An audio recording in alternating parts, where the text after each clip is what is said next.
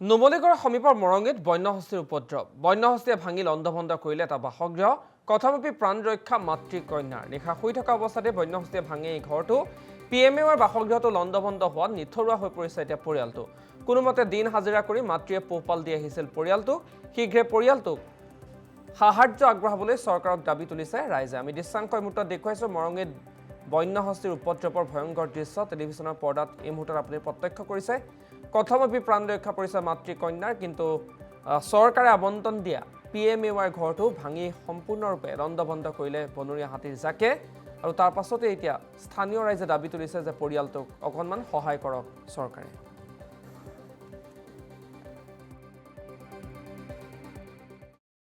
কম দেখিছে আৰু এবছৰ দুবাৰকে আমাৰ ঘৰটো ভাঙিছে। এতিয়া আমাৰ থাকিবলৈ জেগা নাই। এতিয়া কালি ভাগ্য ভাল আমি বাচি গ'লোঁ। আগতীয়াকৈ ফোন কৰিলে ওচৰৰ দাদা এজনে।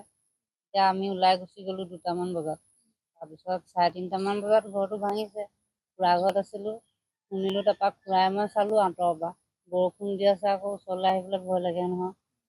তাৰপিছত ৰাতিপুৱা যেতিয়া পোহৰ হৈছে তেতিয়াহে গম পাইছোঁ যে আমাৰ ঘৰটো ভাঙিছে। আগৰবাৰতকৈ এবাৰ বেছিকৈ ভাঙিছে, এবাৰ বেছি অনিষ্ট কৰিছে। কোন কোন আছিলে? মা মইহে আমাৰ। যোৱাবাৰো তোমালোকৰ ভাঙিছে। উম, চৰকাৰী কিবা সা সুবিধা পাইছিলা নাই? পাইছোঁ, বহুত দেৰিকৈ পাইছোঁ। চৰকাৰে দিয়ালে আমি 7-8 মাহৰ মূৰত দিয়ে 7-8 মাহ লোকৰ ঘৰত থাকিম। যোৱাবাৰতকৈ এবাৰ তোমালোকৰ বেছি ক্ষতি হৈছে। এইটোকে ক'ম যে আমাৰ এতিয়া দেখিছে গোটেইখন জংঘল হৈছে। জংঘল নুমলীগড় সমীপৰ মৰঙীত বন্যহস্তীৰ উপদ্ৰৱ। বন্যহস্তীয়ে ভাঙি লণ্ডভণ্ড কৰিলে এটা বাসগৃহ। কথমপি প্ৰাণ ৰক্ষা মাতৃ কন্যাৰ। নিশা শুই থকা অৱস্থাতে বন্যহস্তীয়ে ভাঙি এই ঘৰটো। PMAৰ বাসগৃহটো লণ্ডভণ্ড হোৱাত নিথৰুৱা হৈ পৰিছে এতিয়া পৰিয়ালটো। কোনোমতে দিন হাজিৰা কৰি মাতৃয়ে পোহপাল দি আহিছিল পৰিয়ালটোক। শীঘ্ৰে পৰিয়ালটোক সাহায্য আগবঢ়াবলৈ চৰকাৰক দাবী তুলিছে ৰাইজে। আমি দৃশ্যাংশ এই মুহূৰ্তত দেখুৱাইছোঁ মৰঙীত বন্যহস্তীৰ উপদ্ৰৱৰ ভয়ংকৰ দৃশ্য টেলিভিছনৰ পৰ্দাত এই মুহূৰ্তত আপুনি প্ৰত্যক্ষ কৰিছে।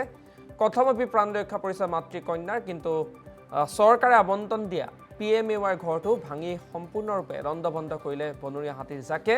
আৰু তাৰ পাছতে এতিয়া স্থানীয় ৰাইজে দাবী তুলিছে যে পৰিয়ালটোক অকণমান সহায় কৰক চৰকাৰে।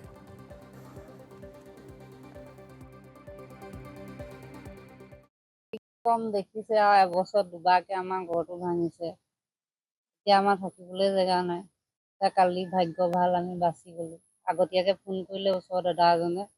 এতিয়া আমি ওলাই গুচি গ'লোঁ 2টামান বজাত। তাৰপিছত 3:30মান বজাত ঘৰটো ভাঙিছে। খুৰা ঘৰত আছিলোঁ, শুনিলোঁ। তাৰপৰা খুৰাই মই চালোঁ আঁতৰৰ পৰা বৰষুণ দি আছে, আকৌ ওচৰলৈ আহিবলৈ ভয় লাগে নহয়।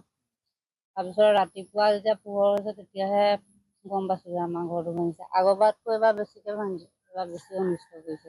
কোন কোন আছিলে? মা মইহে আমাৰ। যোৱাবাৰো তোমালোকৰ ভাঙিছে। উম, চৰকাৰী কিবা সা সুবিধা পাইছিলা নাই? পাইছোঁ, বহুত দেৰিকৈ পাইছোঁ। চৰকাৰে দিয়ালে আমি 7-8 মাহৰ মূৰত দিয়ে 7-8 মাহ লোকৰ ঘৰত থাকিম। যোৱাবাৰতকৈ এবাৰ তোমালোকৰ বেছি ক্ষতি হৈছে।